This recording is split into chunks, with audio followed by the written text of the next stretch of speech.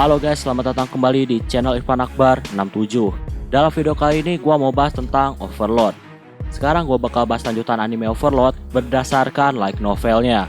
Di video ini gua bakal merangkum light novel Overlord volume 14. Video ini adalah part 3 dari pembahasan volume 14. Video ini adalah kelanjutan dari video sebelumnya. Jadi buat kalian yang belum nonton video yang sebelumnya, kalian bisa nonton videonya terlebih dahulu. Video ini satu udah jelas spoiler untuk kelanjutan animenya. Jadi buat kalian yang gak suka spoiler, kalian bisa close video ini. Sebelum kita mulai, gua mau ngingetin lagi ke kalian, jangan lupa untuk subscribe channel ini.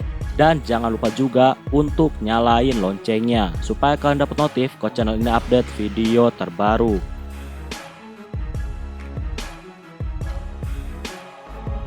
Ainz sudah gak bisa melihat Albedo yang pergi mengejar Ainra. Sekarang Ainz tinggal sendirian. Ainz pun pakai buff. Gak lama di belakang Ainz ada musuh yang sedang berteleportasi. Ainz pun pakai delay teleportasi. Ainz pakai sihir ledakan ke arah musuhnya. Setelah musuhnya meledak, Ainz menjauh dari musuhnya. Ainz melihat ada 4 senjata melayang di sekitar musuh yang memakai armor platinum. Senjatanya ada tombak, katana, palu, dan pedang besar. Ainz mengamati armor dan setiap gerakan dari lawannya. Mengamati lawan adalah cara terbaik untuk ngalahin lawan. Ainz juga sedikit resah ketika melihat bahwa lawannya gak punya emosi. Padahal Ainz udah ngeluarin sihir yang kuat yang seharusnya bisa ngasih damage ke lawan. Tapi lawannya terlihat seolah-olah gak kena damage. Ainz mencoba mengajak lawannya untuk berbicara. Tentunya Ainz mencoba untuk dapetin informasi, tapi ternyata lawannya hanya diam. Setelah melihat pergerakan lawan, Ainz nyimpulin kalau target dari musuh adalah dirinya, bukan NPC lain. Platinum pun pakai senjata palunya, dan palu itu melayang menuju Ainz. Palu besar pun menghantam tubuh Ainz. Sayangnya itu nggak ngasih damage ke Ainz. Jadi di awal pertarungan, Ainz udah ngasih buff anti hantaman, sehingga dia nggak kena damage dari serangan palu yang besar. Ainz tertawa dan bilang kalau dia nggak bakal mempan sama serangan palu. Gak lama, Platinum ngeluarin barrier berbentuk kubah besar. Ainz dan Platinum sekarang ada di dalam ruangan yang terputus dari dunia luar. Ainz menanyakan nama dari musuhnya. Platinum bilang bahwa namanya Riku Agneia. Ainz berpikir kalau kemungkinan itu adalah nama palsu. Ainz udah sering dapat laporan tentang orang kuat, dan nama Riku nggak ada di dalam laporan itu. Ainz terus berpikir tentang musuhnya. Ainz curiga kalau Riku adalah salah satu 13 pahlawan. Tapi walaupun gitu, dia masih belum yakin tentang identitas dari Riku. Ainz pun ngajak Riku untuk jadi bawahannya. Tentunya Riku menolaknya. Gak lama Riku ngeluarin skill yang membuat tubuhnya jadi bercahaya. Ainz melihat kalau HP Riku mulai berkurang. Ainz ngerasain sesuatu yang berbahaya. Ainz mau berteleportasi. Tentunya dia gagal karena Ainz sekarang ada di dalam kubah yang dibuat oleh Riku. Riku pun pakai palunya. Ainz pun pakai buff anti hantaman. Ainz gak kena damage, tapi tubuhnya terbang dan mengenai kubah yang ada. Ainz pun mensummon 2 pedang obsidian. Dia pun melempar pedangnya ke arah Riku. Riku menangkis salah satu pedangnya, dan pedang satunya dihindari dengan gaya salto ke samping. Ainz terkejut dengan cara menghindar dari Riku. Cara menghindarnya sangat gak logis dan sangat gak manusiawi.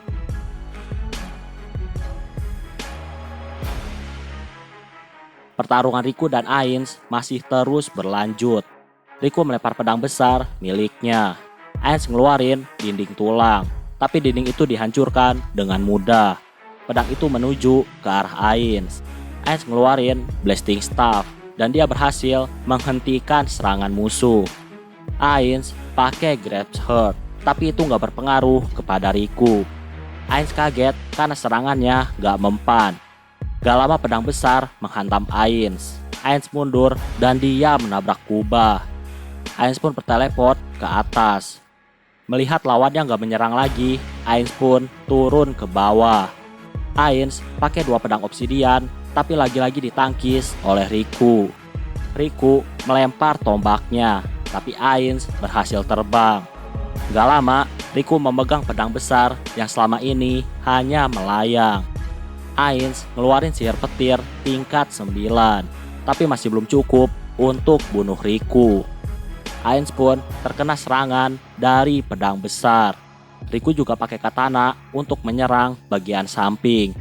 Ainz juga menyerang pakai blasting staff. Riku sengaja menerima serangan dari Ainz. Sayangnya, tongkat yang dipakai Ainz bukanlah tongkat biasa. Tongkat itu bisa menyebabkan musuh jadi terpental. Sebelum terpental, Riku sempat menggores Ainz pakai katana miliknya. Ainz pun mensummon undead level 70, yaitu Dome Lord. Dome Lord punya kelemahan, yaitu SP-nya yang terus berkurang dengan sendirinya. Riku dengan cepat bergerak pergi menuju Ainz. Sabit Dome Lord dan pedang besar milik Riku saling berbenturan dengan kecepatan yang sangat tinggi. Ainz pun ngeluarin energi negatif dan itu menyembuhkan HP milik Dome Lord. Ainz juga berharap kalau Riku kena efek negatifnya. Tapi ternyata Riku gak mempan dengan energi negatif. Ainz pun menghilangkan hawa keberadaannya. Tapi tiba-tiba ada katana yang nusuk jubah area perut. Ainz kaget karena Riku bisa tahu keberadaan Ainz walaupun Ainz udah menghilangkan hawa keberadaannya. Ainz mengamati pertarungan Riku melawan Dome Lord. Serangan Dome Lord terlihat gak berguna di hadapan Riku. Ainz curiga kalau Riku adalah sebuah boneka atau sebuah golem. Karena Ainz butuh banyak informasi, Ainz pun nyuruh Dome Lord untuk terus bertarung melawan Riku. Dome Lord berhasil merusak armor dari Riku. Tapi sayangnya HP Dome Lord telah habis dan dia akhirnya menghilang. Ainz pun mensummon undead level 68, yaitu Elemental Skull. Undead yang Ainz keluarin adalah undead tipe penyihir. Ainz juga ngeluarin sihir api tingkat 9, tapi masih gak mempan terhadap Riku. Riku pun menebaskan pedang besar ke arah Ainz. Elemental Skull pakai sihir tingkat 9 dan keluarlah cakar dengan elemen es. Cakar itu mencabik tubuh Riku. Undead itu juga ngeluarin sihir petir tingkat 9. Dia juga ngeluarin sihir tingkat 10 dan dia ngeluarin uap asam.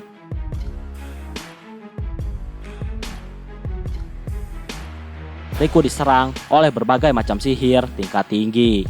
Dan ternyata yang ngasih damage tertinggi adalah sihir uap tingkat 10.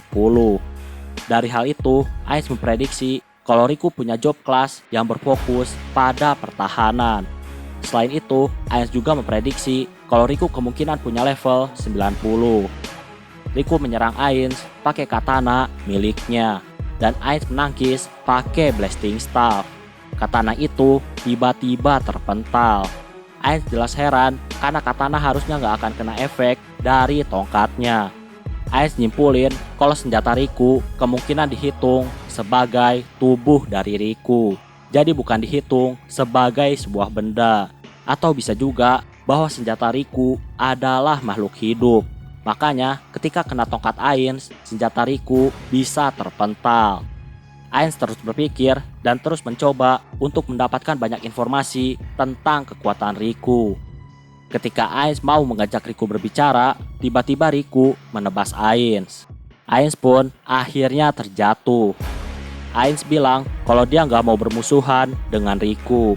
Ainz hanya ingin membalas perbuatan Kingdom yang telah mencuri gandum. Riku bilang kalau Ainz gak perlu ngelakuin pembantaian hanya karena gandum dicuri. Kekuatan Ainz bisa dimanfaatkan untuk hal yang lebih baik dibandingkan untuk bantai orang. Riku bilang kalau dia akan melindungi dunia. Riku mau menebas Ainz yang sedang berlutut di tanah, tapi dihentikan oleh undead Elemental Skull. Ainz nyuruh undeadnya untuk menahan Riku, tapi Riku gak peduli dengan undead itu.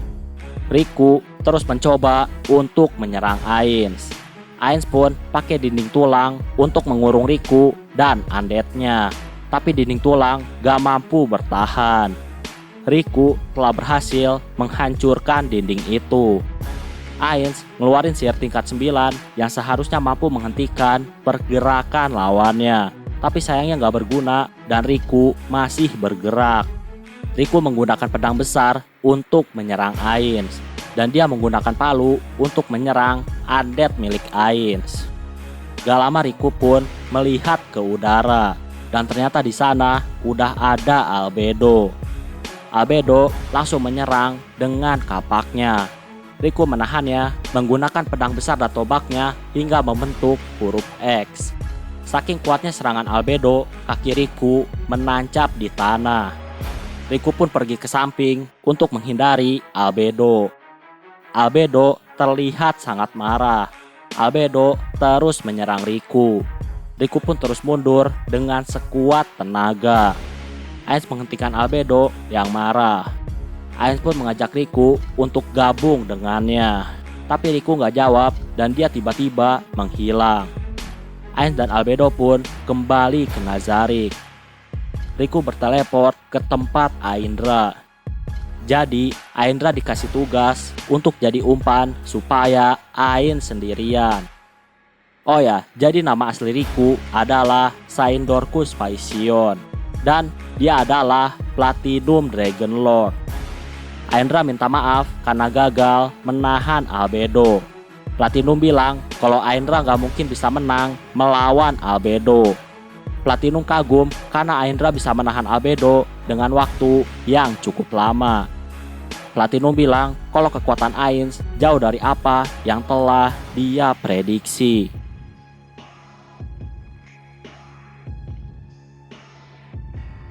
Sebelum menyerang Ainz, Aindra dan Platinum bertemu dan buat rencana. Platinum akan melawan Ainz dan Aindra menahan Albedo. Platinum punya tugas untuk waspada terhadap player Yggdrasil yang punya niat jahat kepada dunia baru.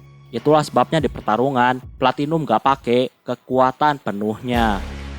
Setelah mengobrol, kesimpulan mereka bahwa Albedo jauh lebih kuat dari Ainz. Platinum juga mengakui kekuatan Albedo. Albedo mampu masuk ke dalam kubah yang udah dia buat dengan Wild Magic. Itu artinya Albedo harus diwaspadai. Yang bisa menembus barrier yang udah dibuat adalah orang yang punya Wild Magic atau World Class Item. Platinum masih belum tahu apakah Albedo hanya NPC atau player. Kalau Albedo NPC, maka seharusnya Albedo gak punya World Class Item. Intinya, di sini Platinum masih bingung karena informasi yang dia dapat masih belum cukup. Oh ya, nama Riku adalah nama orang yang dikenal oleh Platinum. Nah, Riku ini pernah ngasih tahu Platinum kalau ada guild yang punya 2 world class item. Platinum curiga kalau Ainz punya 2 world class item. Dan Ainz gak bawa world class item ketika melawan Platinum. Tapi dari pertarungan sebelumnya, Platinum yakin kalau dia pakai tubuh naganya, maka dia bisa menang melawan Ainz. Platinum bilang kalau kekuatannya adalah musuh bagi para undead. Platinum lebih mewaspadai kekuatan Albedo. Aindra juga cerita kalau dia udah ngasih tahu Black Scripture tentang Rufus yang udah diceritain sama Platinum. Aindra sengaja ngasih tahu tentang Rufus supaya Teokrasi tahu bahwa Aindra dilindungi oleh orang kuat.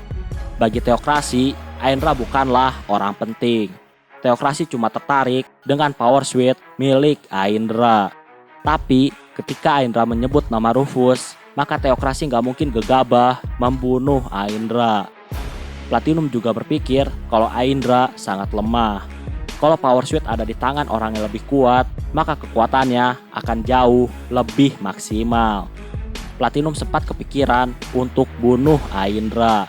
Tapi entah kenapa, ketika dia ingat masa lalu, Platinum mutusin untuk gak bunuh Aindra. Oh ya, alasan Platinum dan Aindra bisa bertemu, itu semua karena Aindra datang minta bantuan kepada Platinum. Makanya mereka berdua bisa bekerja sama. Di sisi lain, Ainz dan Albedo sampai di Nazarik. Di depan mereka ada sosok yang maha kuasa. Jadi ternyata selama ini Pandora Actor menyamar jadi Ainz. dan dialah yang bertarung melawan Platinum. Ainz memuji kerja dari Pandora Actor dan Albedo. Ainz udah mengamati pertarungan Pandora dan pertarungan Albedo. Mereka pun berdiskusi. Intinya mereka yakin kalau lawan yang dilawan Pandora Actor adalah tipe tank dan levelnya sekitar 85. Saltiar agak heran karena Doomlord yang disummon oleh Pandora jauh lebih lemah dari Doomlord yang disummon Saltiar. Ainz bilang kalau Pandora disuruh supaya jangan pakai skill yang bisa memperkuat monster panggilan. Makanya Doomlord terlihat sangat lemah.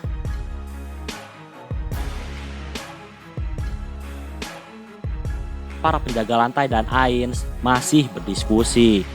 Pandora ceritain kalau kemungkinan Riku telah meremehkan Ainz. Pandora curiga kalau Riku belum pakai kekuatan penuhnya. Ainz tersenyum dan bilang biarlah musuh menganggap kalau Ainz adalah orang lemah. Padahal musuhlah yang telah tertipu. Pandora bilang kalau dia masih belum ngerti tentang barrier kubah yang dibuat oleh Riku. Ainz bilang kalau kemungkinan barrier itu dibuat pakai world class item. Nah, Ainz bilang hanya pengguna world class item yang bisa mengatasi world class item. Ainz pun menyentuh bola merah yang ada di perutnya. Ainz bilang kalau dia nggak punya item di perutnya, maka Ainz gak mungkin bisa melihat pertarungan Pandora. Karena saat itu Pandora udah ada di ruangan yang tercipta dari world class item. Ainz bilang kalau nggak ada kekuatan lain yang bisa menyamai world class item. Dia yakin kalau Riku sengaja nyebutin sebuah mantra supaya seolah-olah dia buat barrier pakai sihir. Padahal dia sedang pakai world class item. Tapi walaupun gitu, bagi Ainz gak menutup kemungkinan bahwa di dunia baru ada sihir yang bisa setara dengan world class item. Dan kalau itu terjadi, maka hal itu akan sangat merepotkan bagi Nazarick.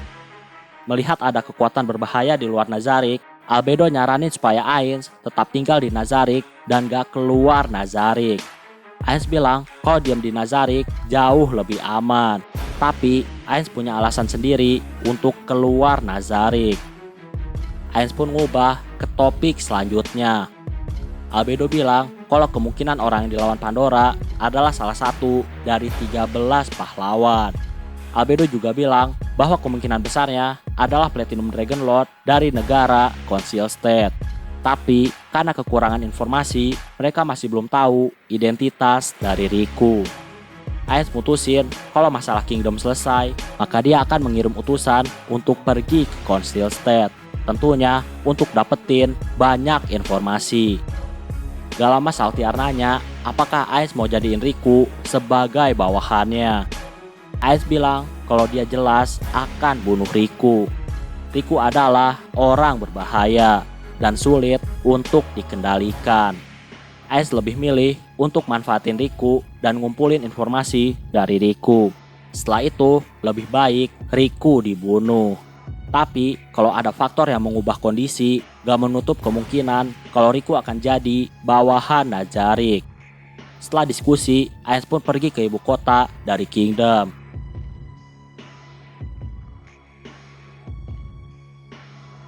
Rainer dan Blue Rose ngadain pertemuan. Blue Rose dan Rainer masih mengobrol. Jadi situasi sekarang, guild petualang di Kingdom mutusin untuk ikut dalam peperangan. Tentunya keputusan ada di petualang. Blue Rose mutusin untuk bertahan di Kingdom. Karena ikut dalam perang, maka kemungkinan Blue Rose tetap hidup akan sangat kecil. Makanya Lakius mutusin untuk ketemu Rainer. Mereka hanya mengobrol santai. Tia pun bawa teh. Lakius mulai meminumnya. Gak lama, Lakius mendorong Tia. Lakius memegangi perutnya sambil kesakitan. Clem melihat kalau di perut Lakius ada jarum yang menusuk. Dan itu menyebabkan perut Lakius berdarah. Ternyata Lakius ditusuk sama Tia. Gak lama Gagaran mulai mendekati Lakius. Dan dia mulai pukul perut dari Lakius. Clem gak percaya dengan kejadian yang telah dia lihat. Lakius diserang oleh Gagaran dan Tia. Lakius sangat kesakitan. Gak lama, datang Evil Eye mengancam Climb untuk tidak bergerak. Climb pun hanya bisa terdiam. Climb kesal karena Bran saat ini sedang pergi dengan Tina untuk beli makanan. Jika ada Bran, tentunya Rainer akan semakin aman. Lucius pun terus diserang sampai akhirnya dia jadi lemas. Ketika lemas, Evil Eye memakai sihir Charm Person. Sihir itu mampu membuat Evil Eye ngasih perintah kepada Lucius. Evil Eye menyuruh Lucius untuk nyembuhin dirinya sendiri. Climb terlihat kebingungan, sedangkan Rainer hanya dengan sekali lihat dia udah tahu tindakan dari Blue Rose. Evil Eye jelasin kalau nyawa Blue Rose lebih berharga dibandingkan nyawa dari Kingdom. Lucius mutusin untuk melindungi Kingdom, tapi anggota lain menentang hal itu. Mereka sengaja menjebak Lucius supaya Lucius terkena sihir Evil Eye. Tentunya kalau Lucius gak melemah, maka dia gak bakal pernah kena sihir Evil Eye.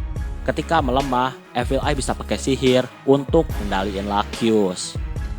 Evil Eye mengajak Rainer dan Climb untuk pergi dari Kingdom. Rainer menolak karena dia adalah putri dari Kingdom. Rainer bertanya tentang tempat tujuan dari Blue Rose. Evil Eye jelasin kemana Blue Rose akan pergi. Gak lama datanglah Bran. Bran tentunya kaget ketika melihat Lucius penuh darah. Tapi setelah dijelasin, Bran pun kembali tenang. Bran juga bilang kalau dia akan menetap di Kingdom. Blue Rose mereka pun pergi. Bran bilang kalau dia mau melawan Ain sendirian. Dan dia ngasih pedang gazep kepada Climb. Bran mutusin kalau dia akan bertarung. Bran pun pergi sambil mengucapkan kata-kata perpisahan. Rainer pun pegang pedang gazep dan tentunya sangat berat. Rainer bilang kalau dia bakal ngembaliin pedang kepada ayahnya. Bran terus berjalan di jalanan ibu kota. Kondisi ibu kota sekarang sangat buruk. Bran mendengar suara jeritan. Bran mendatangi suara itu dan dia melihat banyak tentara telah dihabisi. Gak lama, Bran ngerasain hawa dingin. Dia melihat monster yang sangat besar.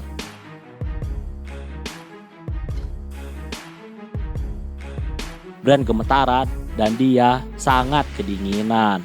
Bran pun membulatkan tekadnya dan dia mencoba untuk berani. Bran melihat monster berwarna biru muda dan monster itu didampingi oleh beberapa monster wanita. Bran pun minum ramuan yang berisi banyak buff. Walaupun Bran tahu kalau monster di hadapannya sangat kuat, tapi Bran tetap mau bertarung. Cocktus pun memperkenalkan dirinya. Cocktus tahu kalau yang ada di hadapannya adalah Bran. Mendengar nama Cocktus, Bran sangat kaget. Bran ngerasa kalau dia pernah mendengar nama Cocktus. Sayangnya, Bran udah lupa. Cocktus melihat tekad Bran dan dia pun ngeluarin pedang kuatnya. Pedang itu lebih besar dari tubuh Bran. Bran saat ini udah berkembang. Bran bahkan belajar dengan guru dari Gazep. Namanya adalah Vestur Croft. Guru Gazep adalah mantan petualang Adamantai. Bran pun terus ngaktifin martial art kepada tubuhnya.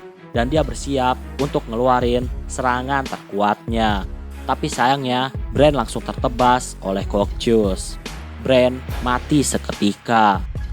Cocktus menghormati Bran sebagai warrior pemberani. Cocktus udah mengamati Bran, makanya dia menghormati Bran sebagai orang yang punya tekad warrior. Cocktus memperkirakan kalau Bran punya level 40. Cocktus nyuruh bawahannya untuk bekuin mayat Bran. Di sisi lain, Aura bergerak sangat lincah, melompat dari tembok satu ke tembok yang lainnya. Dan dia juga melompati para tentara. Aura menggambar lokasi guild penyihir. Tujuan Aura adalah menuju tempat itu. Ketika melihat monster yang dibawa Aura, banyak tentara yang kabur dan ketakutan. Aura membawa monster level 71 dan bentuknya kayak T-Rex. Raungan monster itu bisa merusak mental tentara. Bahkan tentara bisa mati dalam seketika. Aura nggak cuma bawa satu monster. Dia bawa monster lain dan levelnya di atas 70. Oh ya, walaupun monster bentuk T-Rex ini kuat, tapi dia suka dibully sama monster lain yang punya level di atasnya. Gak semua monster aura di atas level 70. Ada juga monster kodok yang punya level 58. Aura nyuruh monsternya untuk berkeliling dan menghabisi semua orang yang mereka temui. Aura menuju guild penyihir. Di sana, dia melihat 5 pria dan seorang wanita. Seorang pria bertanya dengan nada mengancam. Dia bertanya apakah Aura bawahan Ainz atau bukan. Aura bilang kalau dia nggak akan membunuh siapapun kalau orang-orang mengikuti perintahnya. Pria itu jelas sangat kesal. Pria itu tahu kalau Aura mau ngambil item yang dicari oleh Jaldabaoth. Aura pun pakai panahnya dan itu menusuk kepala dari pria itu. Kepala pria itu langsung belah jadi 2. Orang-orang yang melihat kejadian itu semuanya jelas sangat kaget. Aura pun memanggil binatang peliharaannya dan Aura menyuruh mereka untuk bunuh sisanya.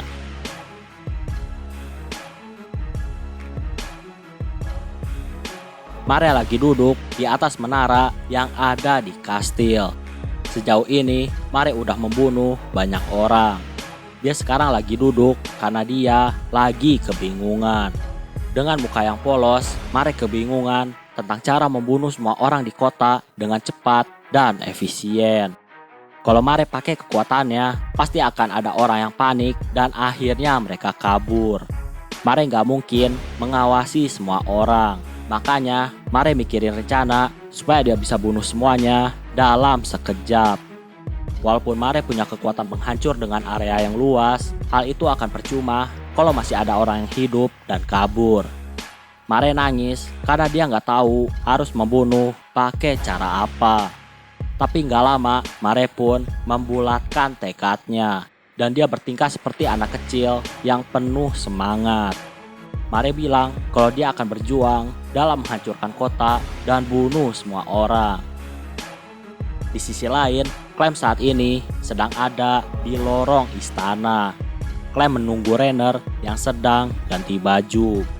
Clem sangat kesal karena nasib Kingdom berakhir tragis. Gak lama terdengar suara bantingan pintu yang sangat keras. Rainer bilang kalau dia harus secepatnya menuju kamar ayahnya. Rainer pun dengan cepat membuka pintu kamar ayahnya dengan kasar. Ayahnya terkejut dengan hal yang telah terjadi. Ayahnya cerita kalau dia dikurung oleh Zanak. Raja kesal karena Zanak telah berbuat seenaknya. Rainer hanya tersenyum. Raja penasaran kenapa Rainer menuju kamarnya. Raja juga nanya kenapa pedang Gazep ada di tangan Rainer. Rainer bilang kalau Bran pergi untuk ngalahin Ainz. Raja juga bilang kalau dia masih ingin bertahan di Kingdom sampai Ainz datang padanya. Raja ingin mempertahankan martabat keluarga kerajaan.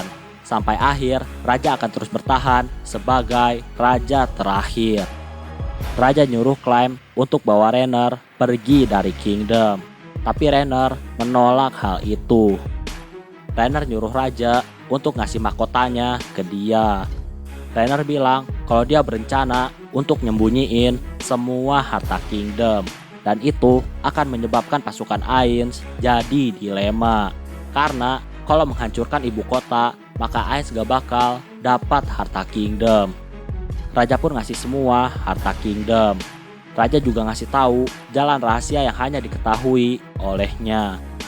Clem pun pergi bawa semua harta Kingdom ke tempat yang ditunjuk oleh Rainer.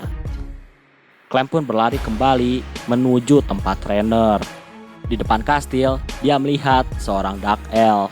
Dark Elf itu menyuruh Clem untuk segera pergi karena Kingdom akan dihancurkan. Clem pun pergi ke kamar Raja. Ternyata di sana gak ada siapapun.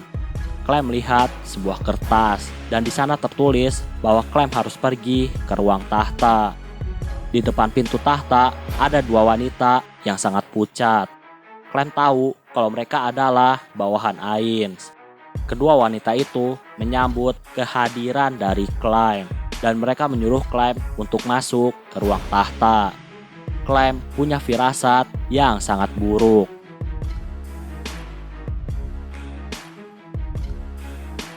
Clem pun masuk ke ruang tahta. Clem melihat tengkorak dengan jubah mewah duduk di kursi tahta. Clem melihat ada 3 orang. Yang satu pria dengan ekor yang panjang. Yang satu lagi monster serangga yang seperti terbuat dari es. Dan tentunya satu lagi adalah Albedo yang merupakan Perdana Menteri dari negara Ainz. Clem juga melihat Raja Kingdom terduduk dipenuhi oleh darah. Dan di sampingnya terdapat pedang gazeb yang dipenuhi oleh darah. Di dekat raja ada Rainer. Clem pergi menuju Rainer, tapi Demir menyuruh Clem untuk berlutut. Clem menganggap kalau bawahan Ainz mengendalikan Rainer supaya Rainer bunuh raja. Demir bebasin Clem dari pengendalian. Clem langsung mengambil pedang gazeb dan mau menyerang Ainz. Clem dipenuhi oleh kemarahan. Clem melempar pedang gazeb ke arah Ainz. Clem langsung lari dan meninju Ainz. Clem kesakitan ketika pukul Ainz. Ainz meraih Clem dan dia melemparnya. Ainz bilang kalau Clem sangat lemah dan tidak berbakat. Dunia sangat gak adil karena ada orang berbakat dan orang gak berbakat. Tapi Ainz bilang ada satu yang adil dari dunia, yaitu semua makhluk akan mati. Sebagai keadilan, Ainz pun akan bunuh Clem. Ainz melihat tekad Clem dari matanya. Ainz pun melemparkan pedang gazeb ke arah Clem. Clem mengambil pedang itu. Ainz juga ngeluarin pedang berwarna hitam. Clem ngeluarin semua kekuatan miliknya. Dan dia mau menusukkan pedangnya ke arah bola merah yang ada di perut Ainz. Clem menganggap kalau bola merah merupakan kelemahan dari Ainz. Tapi sayangnya Ainz menghentikan tusukan dari Clem. Ainz pun menebas bahu Clem. Ainz dengan mudah mampu menebas armor milik Clem. Ketika melihat Clem mau menusuk bola merah miliknya, Ainz kepikiran untuk ngelakuin uji coba apakah pedang gazeb mampu menghancurkan salah satu dari world class item. Ainz pun pakai grab sword untuk bunuh Clem. Setelah beberapa saat, Clem mulai buka matanya. Dia heran kenapa dia masih hidup. Gak lama, Rainer pun datang mendekati Clem. Ketika melihat Rainer, Clem bingung karena Rainer tiba-tiba jadi berbeda. Di punggung Rainer ada sayap berwarna hitam. Rainer bilang kalau dia udah berubah jadi iblis berkat kekuatan Ainz. Clem menangis karena dia nganggap kalau dia gak berguna dalam melindungi Rainer. Rainer bilang kalau dia minta Ainz untuk bangkitin Clem. Alasannya karena Rainer gak mau hidup sendirian. Rainer juga nanya ke Clem apakah Clem ingin menjadi iblis atau enggak. Rainer juga ngasih tahu kalau dia sekarang adalah bawahan Ainz. Rainer jadi bawahan supaya Clem bisa dibangkitkan. Rainer ngajak Clem untuk jadi bawahan dari Ainz. Clem pun mau jadi bawahan dari Ainz.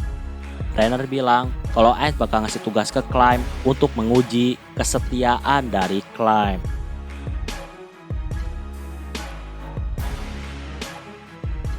Rainer pun pergi dari ruangan Clem. Rainer bertemu dengan Albedo. Rainer berterima kasih ke Albedo karena Albedo mengajak Ainz untuk ikut dalam sandiwara yang ada di ruang tahta negara Kingdom. Albedo bilang kalau hal itu bukanlah masalah. Demi individu yang luar biasa, apapun akan dilakukan oleh Nazarik. Nazarik mengakui kejeniusan dari Rainer. Jadi 90% rencana penaklukan Kingdom semuanya adalah rencana Rainer. Rainer udah buat rencana itu ketika DBR pertama kali datang menemuinya. Intinya, pembantaian rakyat Kingdom semuanya adalah rencana Rainer. Sekarang, Rainer adalah bawahan Albedo. Albedo minta kalau Rainer gak mengecewakan dirinya. Rainer bilang kalau dia gak bakal membuat Albedo dan Nazarick jadi kecewa. Setelah itu, Albedo pun pergi. Bagi Rainer, untuk mendapatkan kepercayaan Nazarick, hal itu adalah hal mustahil. Makanya, Rainer mikirin cara supaya dia jadi pion. Rainer ngasih semua kemampuannya supaya dia dianggap jadi pion yang berguna. Bahkan, Rainer sampai ngasih tahu kelemahannya. Untuk buktiin perkataan Rainer, maka dibuatlah sandiwara di ruang tahta. Rainer gak nyangka kalau Ainz mau ikut dalam sandiwara. Awalnya, Rainer gak mau nunjukin semua kemampuannya. Tapi ketika melihat Ainz turun tangan, Rainer pun mau gak mau harus nunjukin kekuatan penuhnya. Karena kalau enggak, maka Rainer gak bakal jadi bawahan Nazarick. Rainer merinding ketika Ainz berhasil membaca semua rencana yang ada.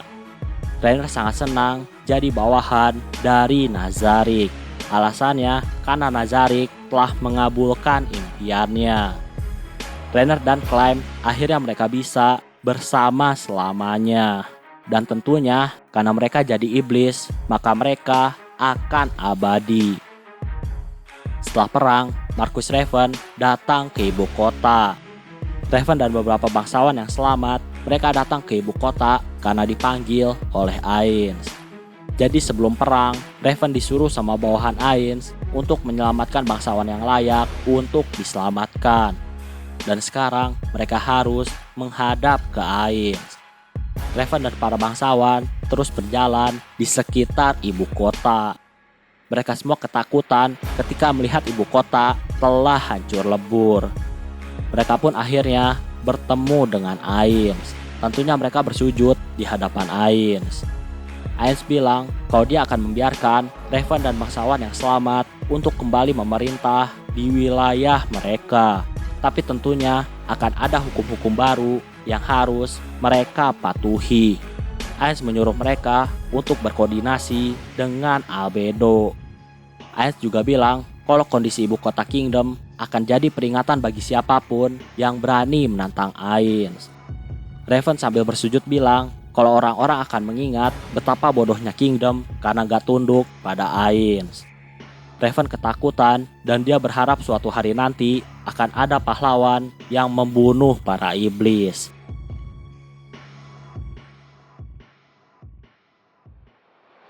Di sebuah ruangan, saat ini Philip lagi ketakutan. Philip yakin kalau semua yang terjadi adalah rencana Ainz. Semua udah diatur oleh Ainz, sehingga Philip pun pakai rencana jeniusnya. Intinya, Philip gak mau mengakui kalau semua adalah salahnya. Philip pun melempar botol birnya. Philip berteriak supaya ada yang mengambilkan dia botol bir yang baru. Tapi ternyata gak ada yang merespon.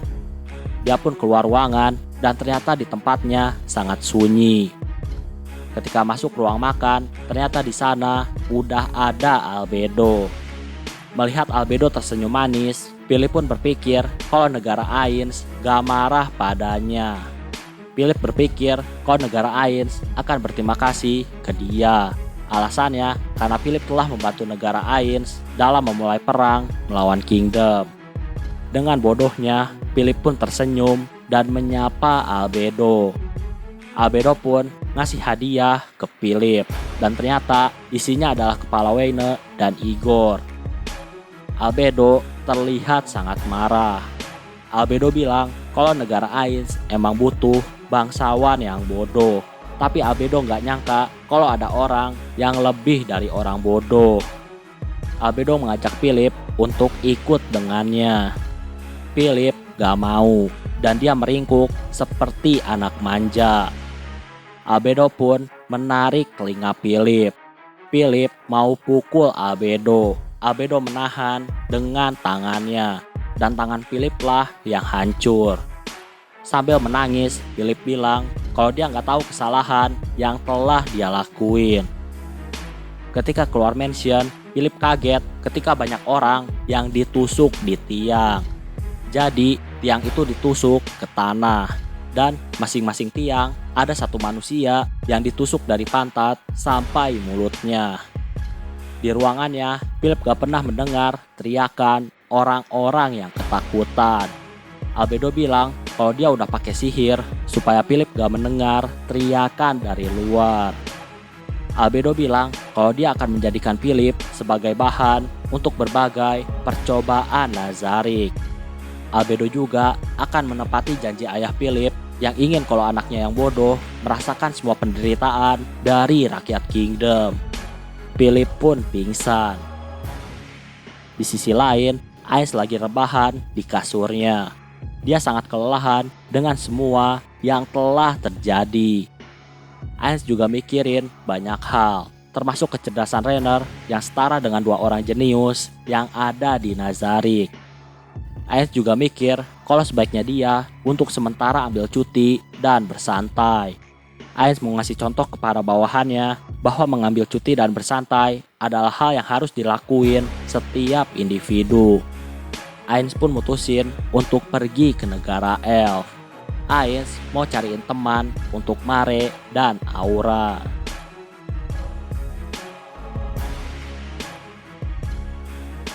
Oke, kayaknya cukup untuk video pembahasan kali ini. Terima kasih karena udah nonton video ini sampai habis. Jangan lupa untuk subscribe, like, dan yang paling penting adalah jangan lupa untuk share video ini ke teman-teman kalian. Sampai bertemu kembali di video-video selanjutnya. Terima kasih.